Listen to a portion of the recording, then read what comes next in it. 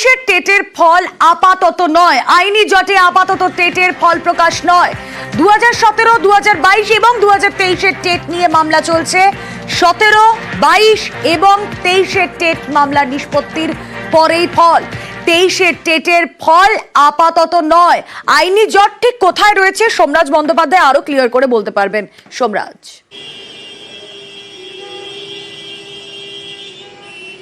দেখো 2017-এর যে টেট ছিল বা 2022-এর যে টেট পরীক্ষা নেওয়া হয়েছিল সেখানে প্রশ্ন ভুল মামলা একাধিক রয়েছে। বিশেষত 2017 এবং 2022-এর টেটের বেশ কিছু প্রশ্ন নিয়ে আদালতে মামলা রয়েছে।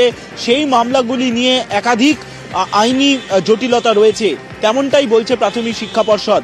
কিন্তু 23-এর যে টেট নেওয়া হয়েছিল, 2023 সালে বিজ্ঞাপন দেওয়া হয়েছিল এবং 2024 অর্থাৎ চলতি বছরের সেই পরীক্ষা নেওয়া হয়। কিন্তু সেই পরীক্ষার অর্থাৎ শেষ যে টেট নেওয়া হয়েছিল 2023 সালের বিজ্ঞাপন অনুযায়ী, তার ফল প্রকাশ আপাতত করতে চাইছে না প্রাথমিক শিক্ষা পর্ষদ। তার কারণ পর্ষদ যেটা বলছে যে তারা আইনি পরামর্শ নিয়েছিলেন এই টেটের ফল প্রকাশ নিয়ে। কিন্তু আইনজীবীরা বলছেন যেহেতু 2017 আর 2022 এই দুটি টেটের ফল প্রকাশ হয়ে গেলেও তার একাধিক প্রশ্ন নিয়ে মামলা রয়েছে। আমাদের নজর থাক পর্ষদ সভাপতির বক্তব্য শুনুন।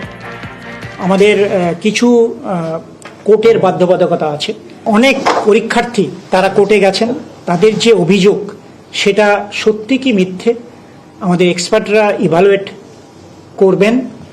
করার পরে আমরা 2017, 2022 সেটা কমপ্লিট হয়ে যাবে, তারপরে আমরা এটাকে পাবলিশ করব।